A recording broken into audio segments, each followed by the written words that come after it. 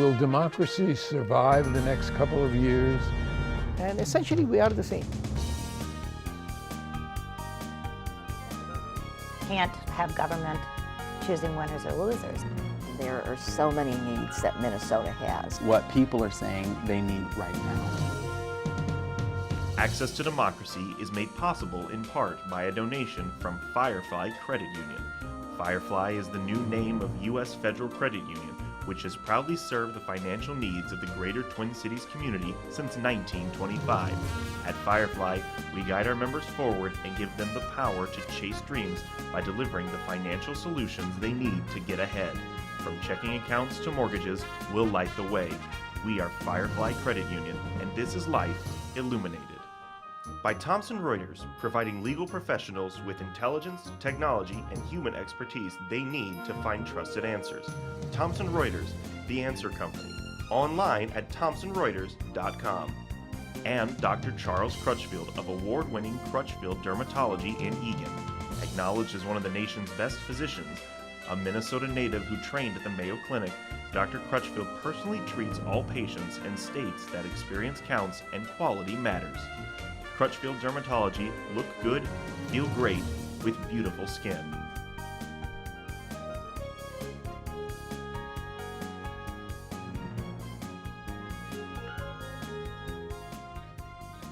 Welcome. Access to Democracy returns. A return guest, always a pleasure to have Paul Werni of 45th Parallel Spirits. And we were saying it's about the fourth or fifth time you've been here. Nothing I like more than a success story. And yours is an incredible success story. You left the construction business about a decade or so ago, a little bit longer than that. You spent 2 years in Europe. Well, I spent 2 years pretty much as a stay-at-home dad. And I did spend some time in Europe, but it was mostly just to research. To learn the distillery business. To learn a little bit more about it, yes. And starting off with really 45th Parallel Vodka, you have now eclipsed the world of liquors. And we'll talk about that. But I didn't know 10, 12 years ago where New Richmond, Wisconsin was. There's an interesting story that caused you to go to Wisconsin, which was? Well, I'm originally from Wisconsin, so I did know where New Richmond was. A lot of people in Wisconsin don't, though. I wanted to start up a distillery, and I was looking at doing it in Minneapolis. And Minnesota had a $30,000 annual permit fee that made it impossible to start up a distillery in the state of Minnesota. Wisconsin's permit fee was $1,000. So that's why we moved over there across the river. 29 reasons to move to Wisconsin. Yes. It's very interesting because I, for one, made a complaint about the fee in Minneapolis, and after you were set up in Wisconsin, they dropped their fee. Yeah, Minnesota was one of the last states in the country to get a distillery. And I think a lot of people in Minnesota were wondering why, and then I was getting phone calls asking why, and most of the people didn't even realize that that permit fee existed. And for a startup company, that's a no-brainer. You go where you can put money into starting the business, not into helping the community, because ultimately, starting the business does help the community, as it has in New Richmond, which has really grown up in the last decade. Yes, New Richmond is probably the fastest growing, one of the fastest growing communities in the state of Wisconsin. St. Croix County is the fastest growing county in the state of Wisconsin. That all really has to do with the Minneapolis metro growing over that way, and New Richmond is fairly open to growth.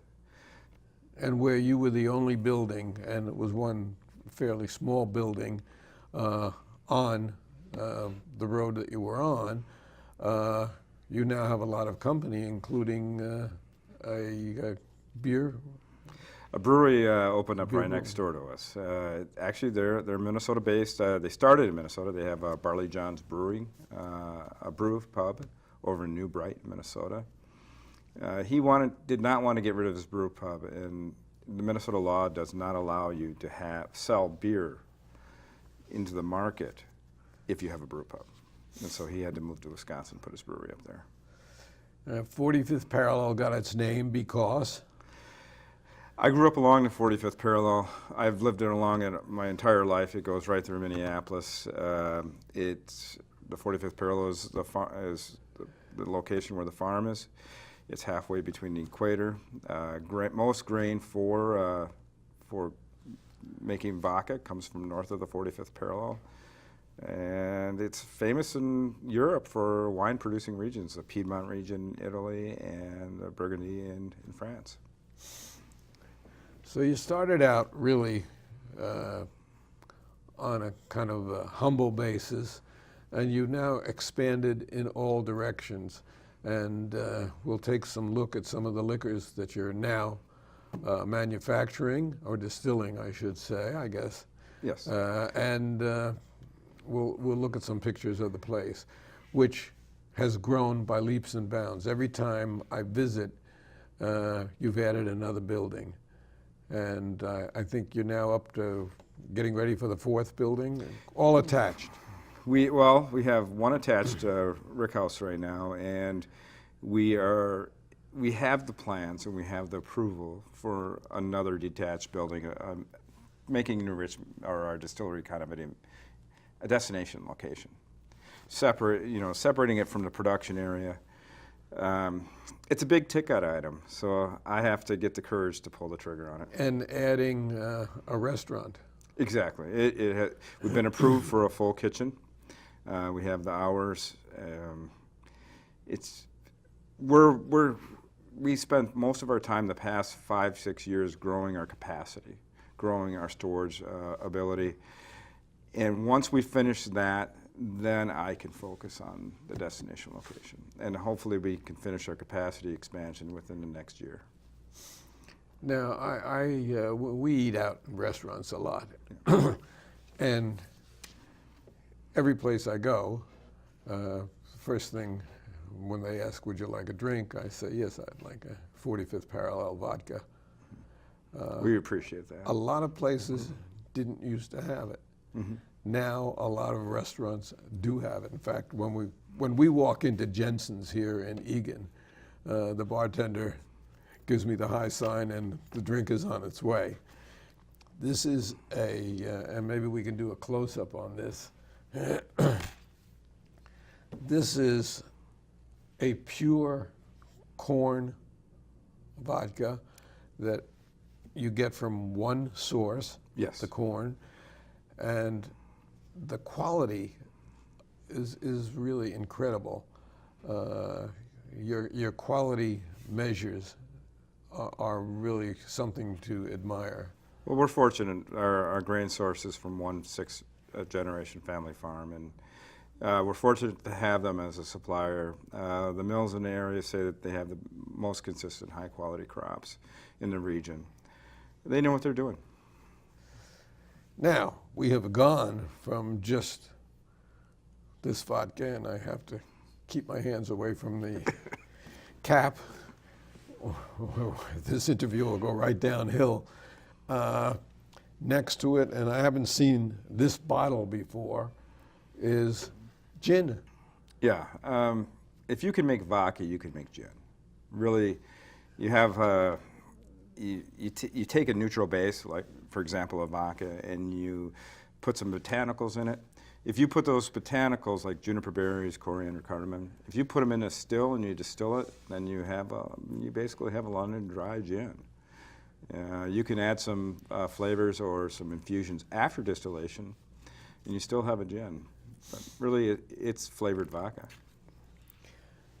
Now, you have started this year on a very ambitious venture to make Scotch. Yes, recently, well, it's not just because we hired a new distiller, and he is from Scotland, and he's really knows what he's doing. He's a master distiller from Scotland. Yes, he is. He does have a master distiller's degree. He's got a chemistry background. at the same time, I was hired by another company to make a Scotch style whiskey. So when we do that, we ordered our malt from the UK, and then we started making single malt whiskeys. And right after that, we went into Irish style whiskeys. So we have 2 different whiskeys aging right now. Now, we have 3 other bottles on the table, so let's talk about them, and then we'll go to some pictures that you brought us, or actually that your daughter sent us. Yes. And she's here advising. What do we have here? That's something that's fairly unique. It's a Wisconsin. We call it W because it's Wisconsin wheat whiskey, and my last name starts with a W, so we decided to call it W. It has more earthy tones like a Scotch, and in the future that'll become a more popular whiskey. And then next to it is our rye whiskey, and rye is really becoming hot. The one in the middle. You know, it's yeah. funny how people didn't drink rye for years and how these things come back. Rye was the most popular whiskey before World War II, and then it fell out of favor. It's difficult grain to work with, but it's spicy. So rye, people that like rye have advanced palates, like the bartenders and the brewers. Brewers really like rye whiskey. And next to that is Bourbon. It's interesting because, as you know, Bill Raker from Firefly Credit Union is a Kentuckian. Yeah. And he said, only people in Kentucky can make bourbon. And on one of our visits there, I said, no, you're going to be surprised, Bill, because they are making bourbon right here in Wisconsin. And here we have 10 years ago, there were probably only a few, maybe 2 or 3 states that bourbon was being made, and 99.9% of the bourbon was made in Kentucky. 10 years later now, every single state in the union is making bourbon. All you have to do is be from the United States to make bourbon. And this is called border bourbon? We call it border bourbon because our distillery is on the border of Wisconsin and Minnesota, and half the people that work there live in Minnesota and half the people that live there work in Wisconsin. And what's the name of our rye? New Richmond Rye. We decided to give a nod to our, sorry I moved that, but we decided to give a nod to our town, the town that's hosted us. And the name on the gin is? Midwest Gin. We decided to make something that, for the entire region. So all this comes from being on the 45th parallel and Geographic, for the most part, names. now you also make limoncello. Yes, we do. And We in make some 2 liqueur. flavors. The last I heard, 2 flavors. Yes, we make an orange cello and a limoncello. The orange cello works great in Wisconsin because we use it in our old fashions. And instead of a simple syrup, we have our orange cello. And are there any that we haven't mentioned so far? We have several things in the works, but a lot of what we do right now takes time. And we can start a project right now, but you're not going to see it in a bottle for 4 or 5 years. We have some apple brandies that we're working on. We have some ancient grain spirits that we're working on, but they're still years down the road before we can put them out in the market. Well, maybe we can bring up some of the pictures that you supplied us with, and you can tell us what we see. And we'll go to those as soon as we get them up. Well, that's the 45th Parallel Vodka, my particular favorite. And that's the bottle that we have here on the table with us. And I guess that's the grandfather of all these other ones. Now, what is this? And this is very unique drawing. Well, a lot of distilleries, they purchase alcohol and they blend it and they bottle it. But we're a grain to glass distillery, and everything happens fairly close to our building. So the first building is the distillery, and then we get the grain from the farm, and when we're done with that grain, it goes to another farm where it becomes cattle feed. And it's pretty much a circle. Full circle, Yes. full use. Yes. Yes. Okay, next, what do we have? We have an event once a year, and it's kind of an open house to the public. People come in, and our Scottish distiller could play bagpipes, and so he had a friend come over, and they were playing the bagpipes at our last open house. And entertaining people. Yes. And It's a lot of fun. You also had 3 jazz bands. Well, we focus on bluegrass right Or now. bluegrass, Yeah, yes. bluegrass bands, because we used to do blues, but, you know, bluegrass seems to have a wide audience, the widest audience. One of my all. favorites. Yes. And okay, now what do we see here? We have a lot of barrels. We make a lot of bourbon, and so that is just in the rick house with barrels stacked up and aging. They'll be there for 5 years. Which is why you had to expand the facility Yes. as well. And these are 2 of my distillers. Bob is on the left. He is from Scotland, and he's our newest distiller and our head distiller. He has a lot of experience. And then Scott is on the right. He has been with me the longest. He does everything there. This pretty much started as a Yeah. family venture, and you have outgrown family by a long shot. Well, I do have family coming up. All my kids are working at the distillery right now in some fashion or form, and they will take over eventually. And there's the front entrance. Yeah, it shows that front entrance right there is where the average customer would come in, and there's a little tasting room. And behind that is the production area, and off to the left is our rick house where the barrels are storing. And when you say barrels, we're talking about hundreds of barrels. Yes, actually 1,000. Now, as I commented before, this looks like a large liquor bottle, but what is it? It is a pot still. And up until right now it still is. It's being used as a stripping still. And what stripping means is it's the first distillation. You're removing the alcohol and some water from that fermented mash. And next we have, That is our first barrel of single malt whiskey. We can't call it Scotch, so we call it the Glen Ingalls is the malt name, and we call it our Glen Single Malt Whiskey. And that was laid down in August. but for all the world to know, it is Scotch. Yes. Well, we can't call it Scotch. We don't call it Scotch. Yes. But among friends, if you're asking Yes. for something.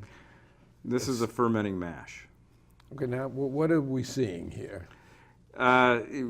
Those are 2 of our fermenters, and that is pretty much grain sitting on top of a beer mash, and it's fermenting. And How long a procedure is that? usually around 5 days. And then what happens to it after that? It goes into distillation, that first still, that pot still that we talked about, and then it's stripped. The alcohol, and what comes out is clear.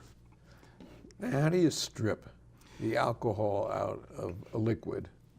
Alcohol is more volatile than water, so it turns into vapor at a lower temperature.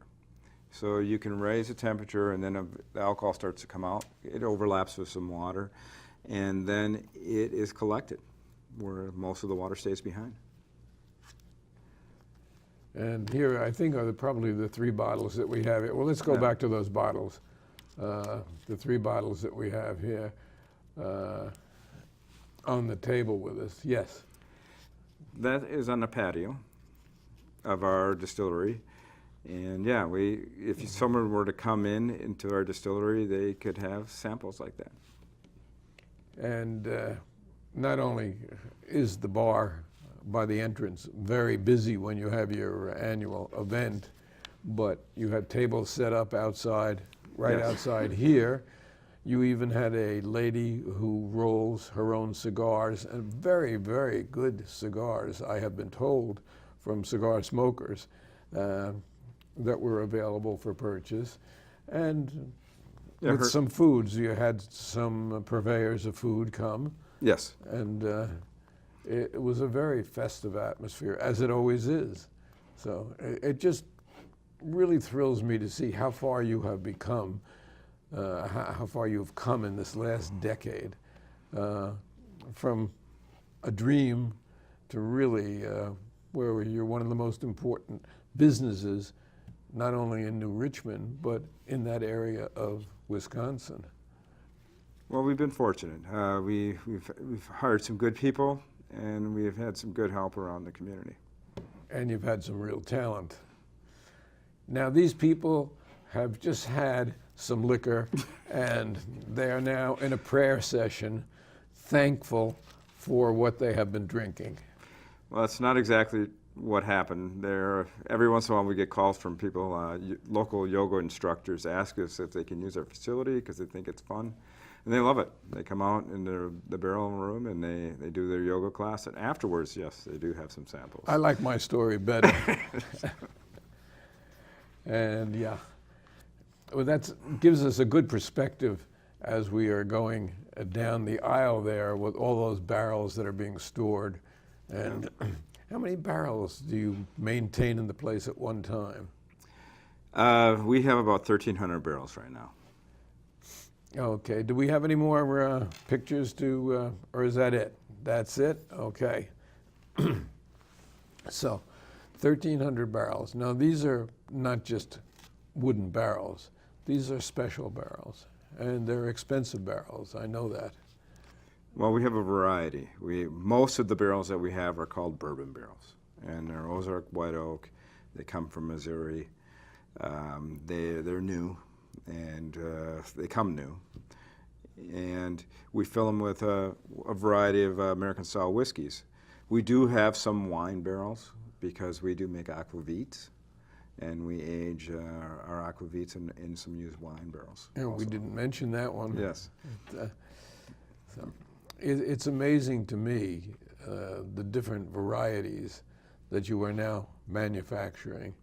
And I have seen the process, and I know what a stickler you are for purity. Mm-hmm. And that really shows itself in some of the awards that you have won. And let's talk about some of those awards right now. Well, our vodka has won a lot of awards over the years. The San Francisco World Spirits Competition it won best. Including the Alan Miller Favorite Vodka Award. Lately, our whiskeys have been garnering attention. The bourbon just this week was named Wine Enthusiast Top 100 Spirits. And so that's where we're getting most of our recognition right now with our bourbons. Yes. That certainly is noteworthy. And we didn't even realize that they were doing it, and until somebody sent us a Facebook note saying congratulations on being named 100 in the top 100 spirits with your board of bourbon. And so then we looked it up and we found it. Yes, he was right. It was wonderful. Now, other awards. Mainly, yeah, just the bourbons. We make products for other companies. We make whiskey for other companies, and those whiskeys have been winning awards. You do boutiques, sort of, in terms of give people their own label and things like that. Yeah, we're getting calls from large companies now, so that's really been driving in the growth of our business. We get calls from international companies that are asking us about making whiskey for them. Now, you haven't really done a large advertising blast. No. So you have succeeded on word of mouth. Yes. And people who like the results from either sampling it or going into a restaurant and finding it and so on. Have you ever considered doing a massive advertising campaign? Not massive right now because almost all our money is going into capacity and making spirits. The biggest distilleries in the world, you really don't even know much about them. They make spirits for almost everybody else, and they don't advertise, but people in the industry know who they are. And we did buy our first radio spots this year with Wisconsin Public Radio. And you also bought a machine that labels, Yes. so that We have we started up our first automated bottling line. Well, we had a small automated line before, but it was always tough to get running. But now we have a nice automated line that fills and caps and labels and yeah, it's a pretty nice thing to have. Now, this does not seem to be an area where wine would really prosper, where it would grow. But yet there are some nice wines here. And over in Alexandria way, there are a couple of wineries.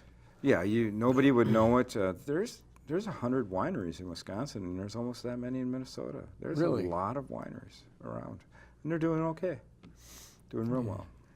Visit Vino in the Valley, and you'll see some of the Wisconsin wines. Yeah, if you go down to Sauk Prairie, there's a winery called Willersheim Winery. In 2012, they were the only winery outside of California to be named Winery of the Year.